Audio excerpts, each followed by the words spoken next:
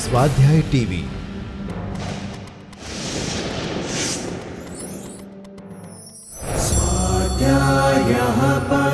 Doctor Baba Saheb Ambedkar open university.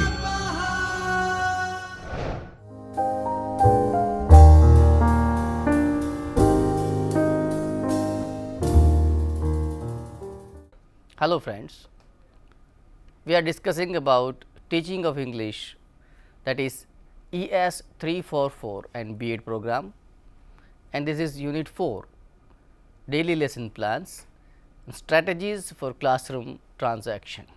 Dear friends, it is said that successful teachers are effective planners. Therefore, novice and experienced teachers alike must plan and plan well. Now, planning of instructions requires a lot of thought and attention. A lesson plan reflects the thinking and the decision of the teacher for effective teaching. A comprehensive plan encompasses the instructional objectives, the content outline in the sequence to be presented, the learning activities, resources and materials, and evaluation strategies, which is necessary to achieve the best possible results in a classroom. Thus, as the name indicates, a daily lesson plan is a plan to transact a lesson in a class, although it is not possible to stick to it rigidly. The individual teacher dealing with a particular class of pupils is, as we know, working within an already prepared framework. Now, this framework represented by the syllabus and materials is general and common to all classes of a given level. So, it is necessary to see that the designers and producers of the common curriculum, especially the course book, do not have access to all this detailed information about every class in every school. And even if they did, they would not be able to include in the common curriculum in any meaningful way. Thus, the prescribed scheme found in the syllabus and materials amount only to a loose and incomplete framework. The teacher has to fill in the space and fulfill the intentions of the curriculum planners. So, he or she has to develop this scheme, or let us say words on paper, into teaching learning activities that call for attention and efforts or cognitive operations on the part of real learners. These activities make up lessons, provide learning experiences. These lessons spread over a term or year constitute the major part of the actual instructions in given subject that pupil receive in the school. They are building blocks of school based instructions. The simplest way of describing the school teacher's job or profession is to refer to the teaching of lessons in the classroom, because all we know that if somebody asks you who is the best teacher, then who will answer you? It is only the pupil who will answer you, because the transaction that is made by the teacher and experienced by the student in the classroom only is possible to express his views. Of course, the teacher does other things too, many things that happen outside the classroom, and they are also the concern of the teacher.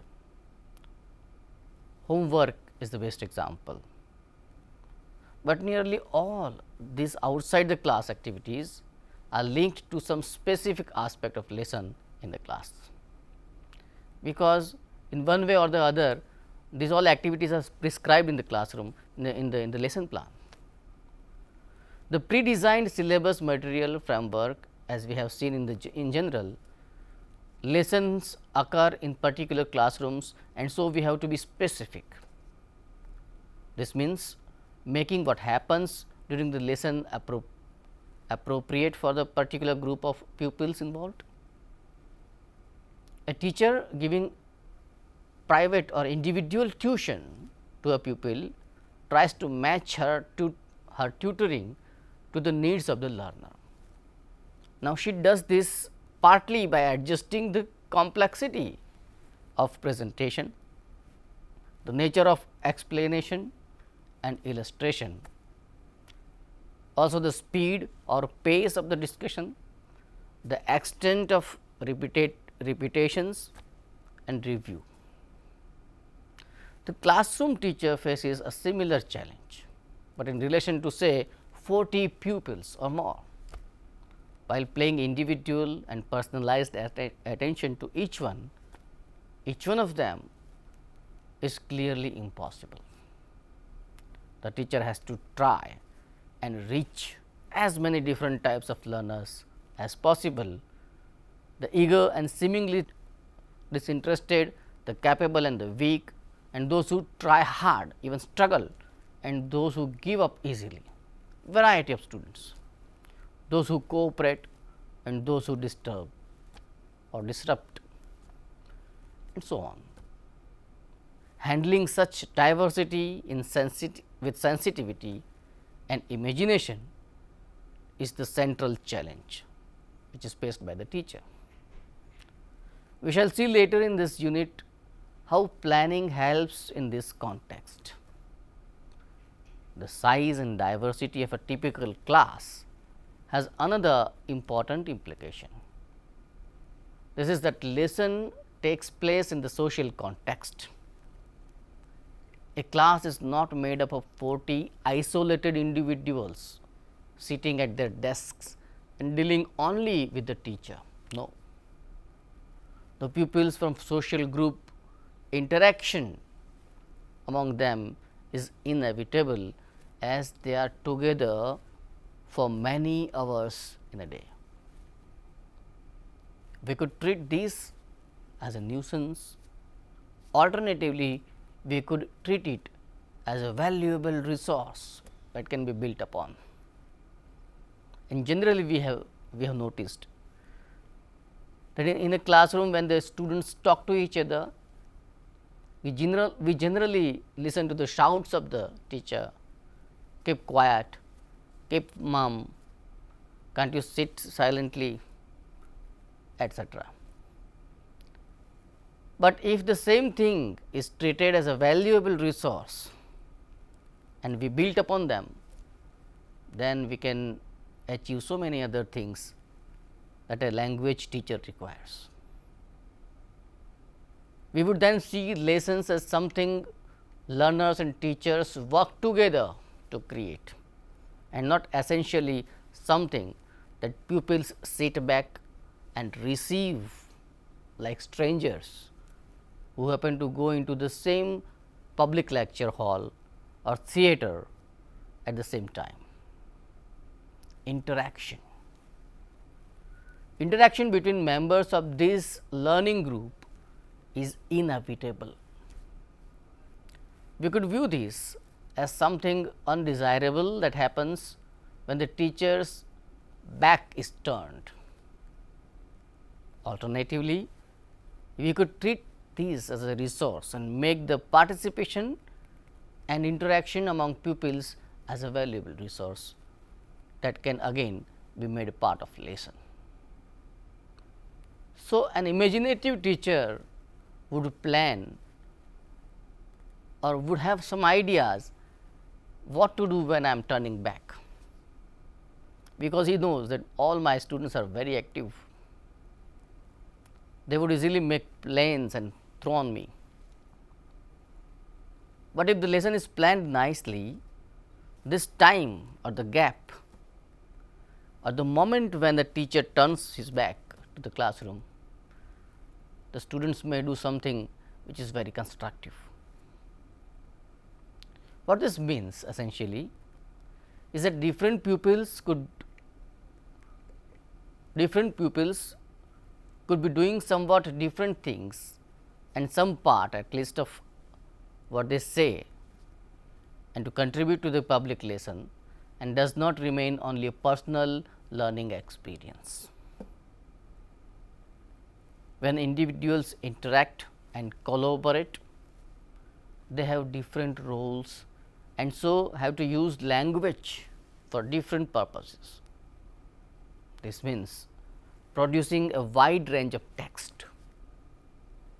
The language available during a lesson does not have to be restricted to what is in the book or what the teacher says. When we discuss language lessons in the next session, we will see that these potential inputs from learners themselves can be of great value for language learning, because language learning is altogether different, unlike mathematics or some other subjects, where students are already aware of the language. Sometimes they have some passive or active vocabulary that can be shared with the students, fellow students. Dear friends, after you have studied this lesson, what you would be able to do is that you will be able to explain the need of making daily lesson plans. You will be able to name 3 important components of a lesson plan, at least 3.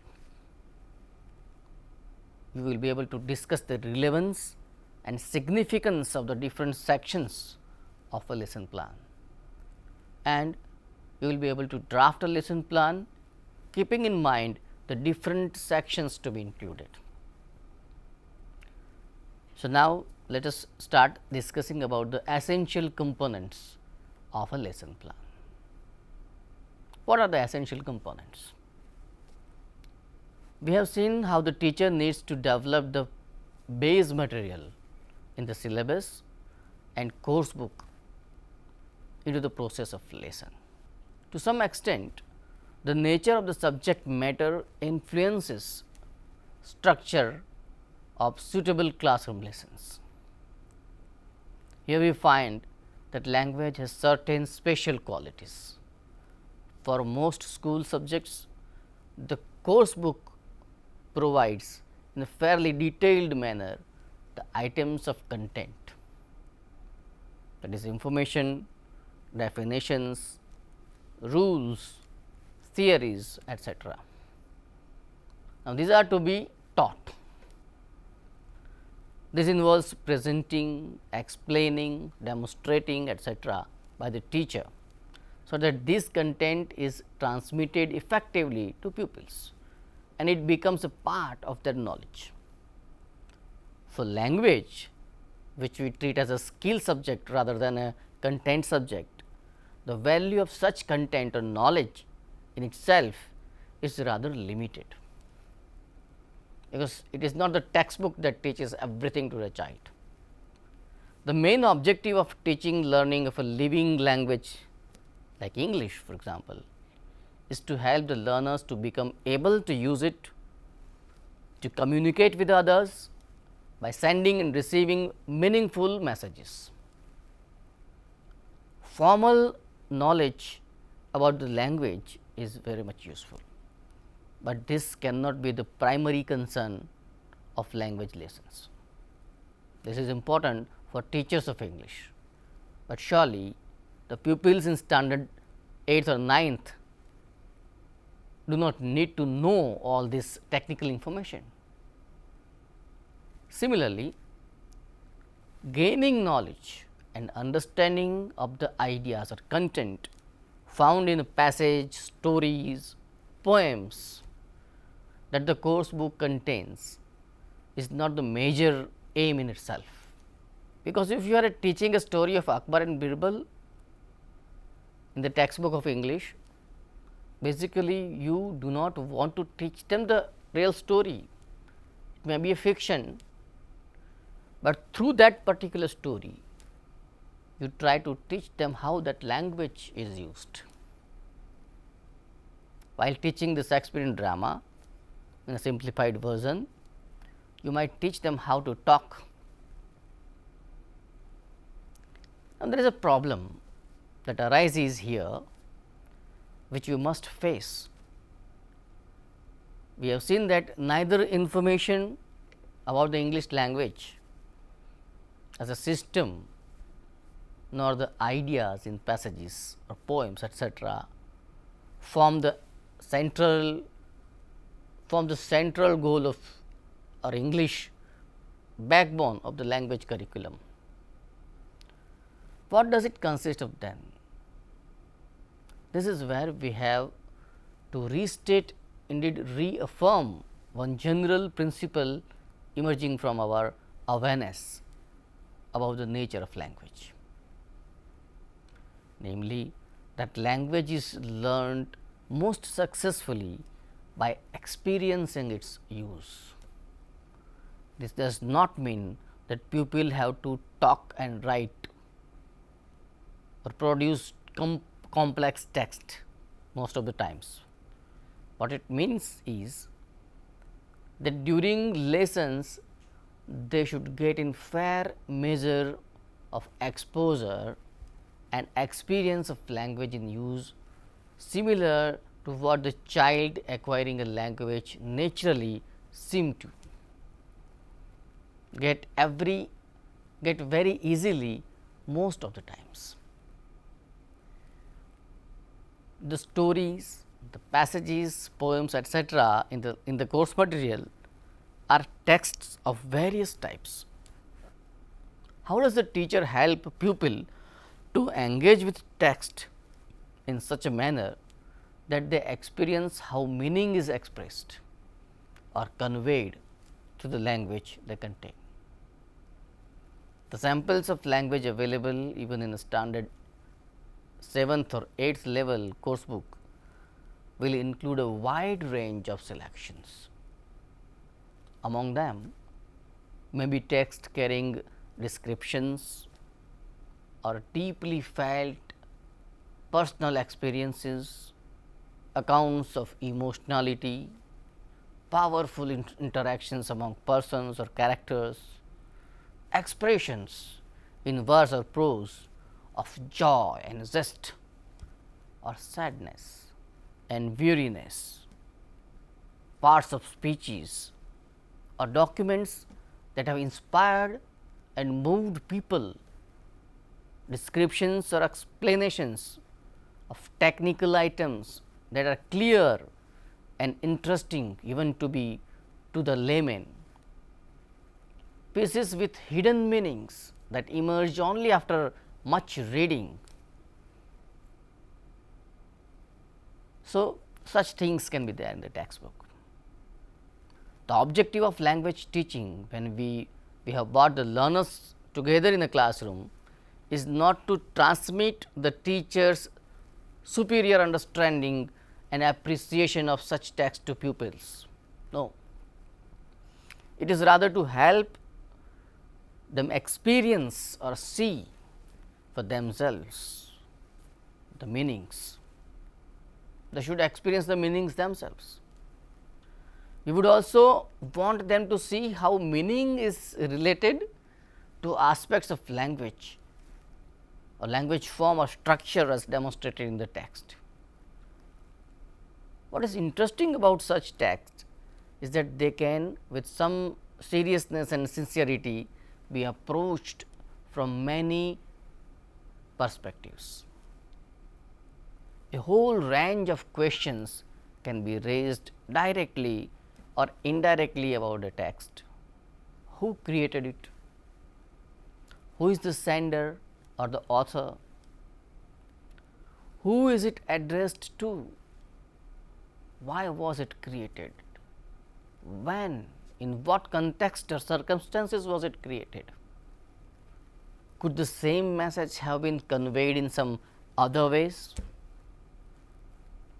What responses might it have generated originally? Will other receivers react in the same way?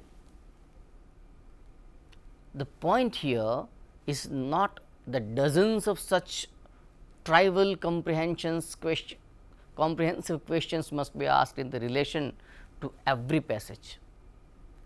These are not comprehension questions as such. They are other ways to approaching and responding to texts. For our discussions, these questions or approaches represent the principle that many tasks or activities can be taken up in class that would carry discussion far beyond the specific and limited aim of finding the meaning of the passage. We should take note here that the special position that the language teacher is in. The teacher of a content subject who has to deal with a chapter with so much of matter cannot afford to go into the open ended questions as suggested above, even if the pupils are willing. This is because the objective of instructions here. This is because the objective of instruction, that is for pupils to get or learn the ideas in the passage. In the linguistic class, such selected text serve as data for studying the rules of language. However, and here is the important principle, in a language lesson, such activities that take off from a given text, rereading and reflection, dramatization, role play, rendering as a picture, cartoon, composing continuations, story completions as one example, imagining different endings, continuations etc., can be of too much of value. They can provide many, perhaps not all, pupils with opportunities to engage and interact with text, following their own interests, attitudes and styles. There are no single right answers to be produced or arrived at by all. Through such explorations, pupils might get a feel for how language works to express meanings in a variety of settings. The discussion and collaboration involved in such activities will also provide pupils with opportunities to use language purposefully to negotiate meanings. The general principle for language instruction that emerges from this discussion is that the language lesson should provide for a variety of open ended tasks demanding attention and effort and some measure of interaction on the part of all the pupils.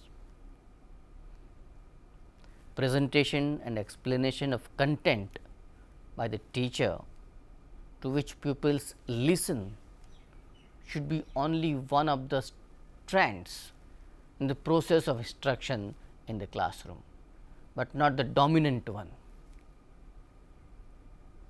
Possible it is after this type of effort on the part of pupils that explanations, analysis by the teacher, good old fashioned pedagogy as we say, becomes really useful language lessons as we think of them now. Now, it have learner activity as a major and significant feature and not merely something to be taken up, timing permitting, after the usual presentation or usual presenting explaining by the teacher has been done.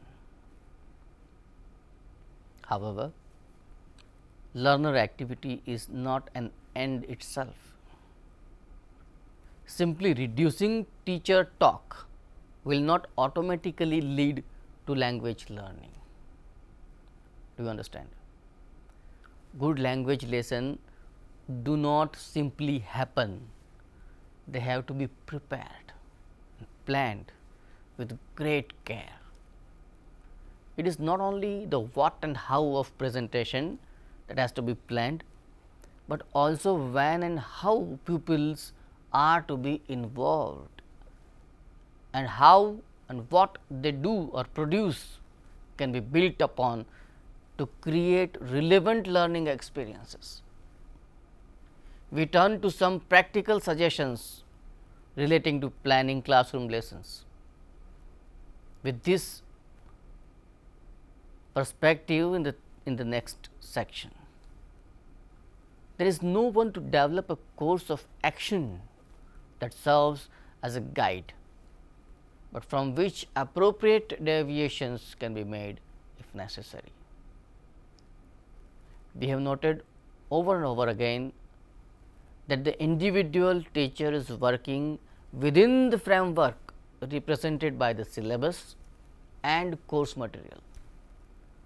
In a typical school, the academic calendar for the year agreed upon at a general staff meeting will indicate the number of hours, periods for each subject over a term and during each teaching phase before the unit test or monthly test or terminal examination and so on.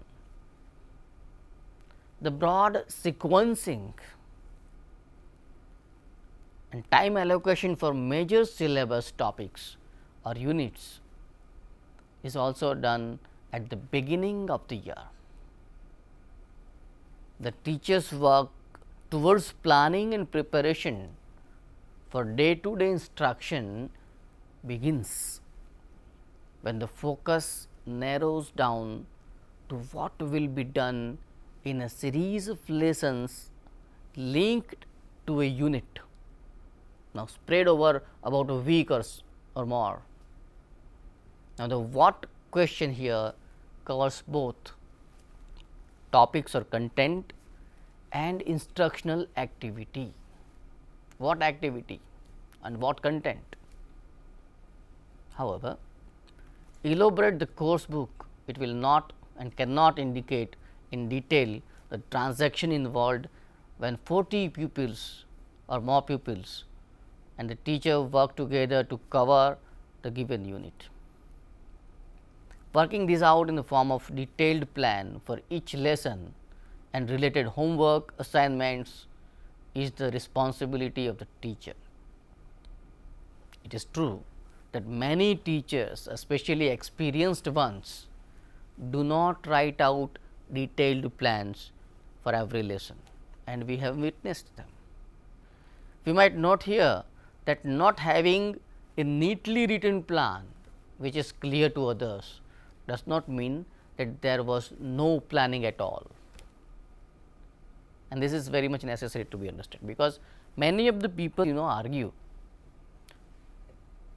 that whom do you find, like what is done in the B.Ed colleges, all the trainees are taught how to plan the lesson, but then they argue that nobody plans before teaching. Go to every school and you will find that every teacher is going barehanded without any planning, but no, it is not so, because what we call planning, it might be there in the mind of the teacher also, it might be there in the piece of paper also, not necessarily on the same book that is a B.Ed student prepares. So, it can really be more on what they know intuitively and on their store of experience. They are less likely to be caught off guard if something unexpected happens in the class, and are less vulnerable to getting stuck to one or two minor points and neglecting more important matter. Planning is of important for all teachers, especially for those at the beginning of their career. Planning as we treat it here should not be seen as a detailed list of things to do in strict order. In some minimal sense, such programming of items in sequence with time allocations is of course useful, but plans must not become burdens. Imagine a father or a mother insisting on following a carefully worked out 180 minutes plan for a family visit to a zoo. Is it possible? No. When the children are normally youngsters of primary school's age, the important principle underlying planning, especially of language lesson, is the most of what pupils do and experience during the lesson should be purposeful. And if this is not planned, the teacher might fumble in the classroom. The different phases of teaching learning activity making up the lesson become purposeful when they contribute in some way to the aims and objectives of the lesson and unit. Another way of saying this is that the objective or learning targets of a unit call for certain types of learning experiences. The lessons related to this unit should provide them, and this is the task of the teacher. Now, the term learning experience refers to what individual pupils might be perceiving, thinking, feeling or intending to do. While a lesson is in progress and while doing homework or assignments, etc., now such experiences, learning experiences as we call them, are undoubtedly personal and private. No one else like the teacher can directly control them or order or demand what they should be.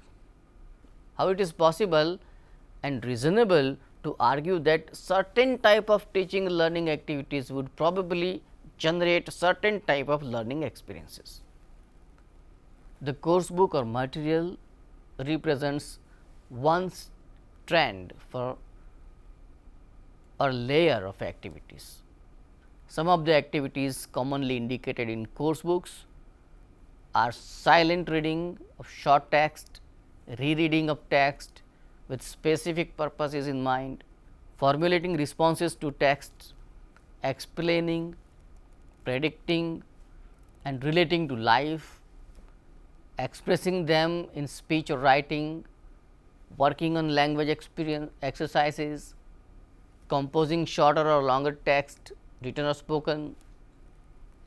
Among the activities that the teacher can add or develop from the materials are listening to teachers' presentations, explanations, reading aloud, talking and taking down notes from teacher talk to blackboard work, engaging in a discussion with the teacher. Now, all students can be involved even if only a few actually speak, working on tasks or problems or discussing some issues in pair or groups. It is very obvious that the above list is only a sample and many more activities are possible. This abundance of possibilities for classroom operations should remind us that when teacher talk becomes the predominant mode of activity in the lesson, many other possible and desirable things are not happening. Similarly, if 20 minutes or more are devoted to writing answer or composing silently and individually, other possibilities are being set aside. It is the need to choose for all this large set of possibilities that makes planning and preparation for lessons virtually unavoidable. Planning by the teacher does not necessarily mean major deviations from the scheme given in the course book.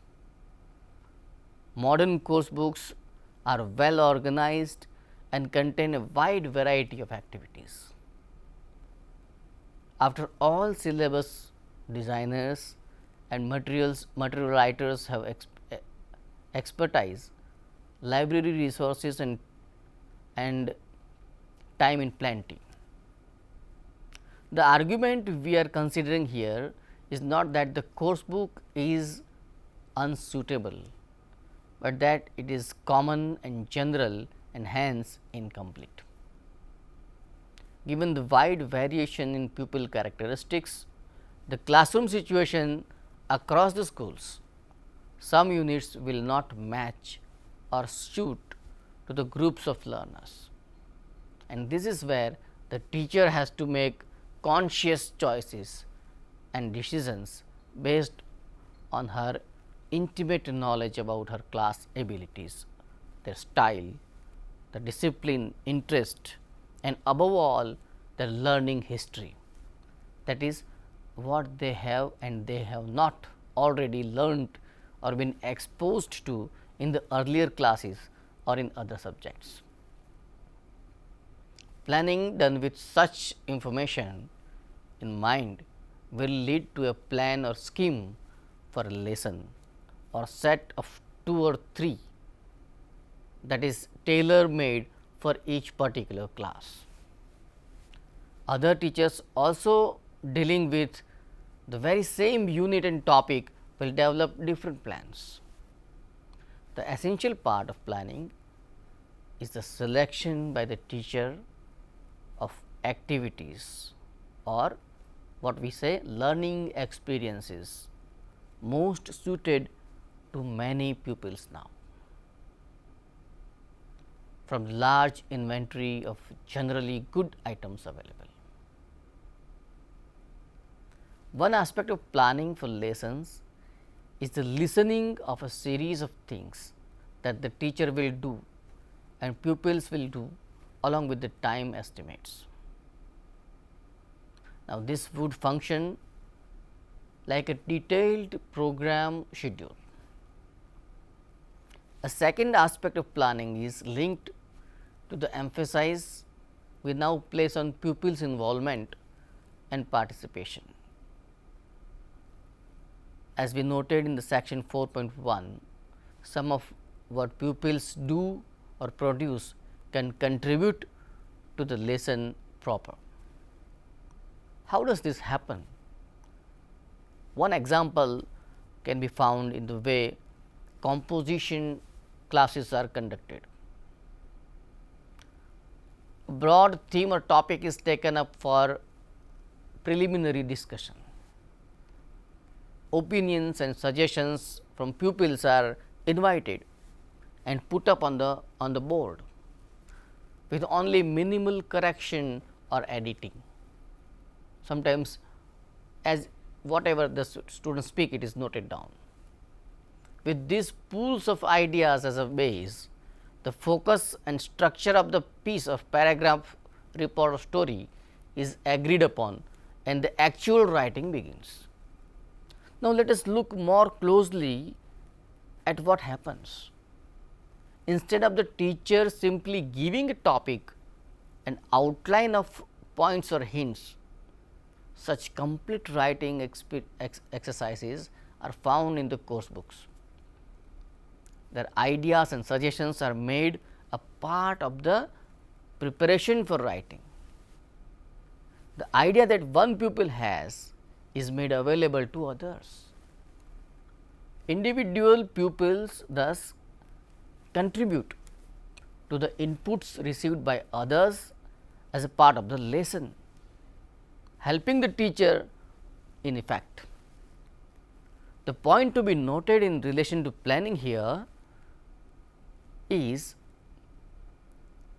that such a process of participation is open ended and unpredictable.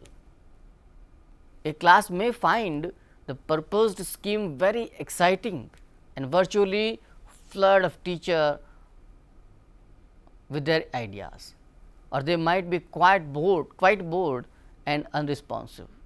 In the former case, the teacher will have to manage the discussion skillfully and move to the next phase at an appropriate time. This has to be done sensitively.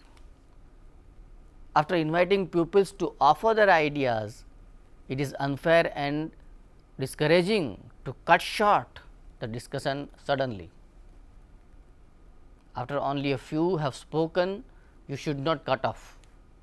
The teacher needs to anticipate what happens and be prepared. This is what lies the heart of the planning. So, dear friends, here we shall pause our discussion.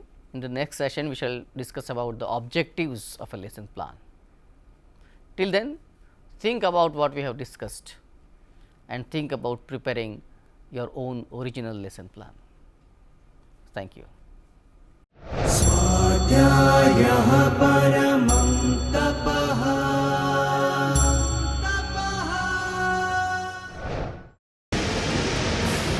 स्वाध्याय TV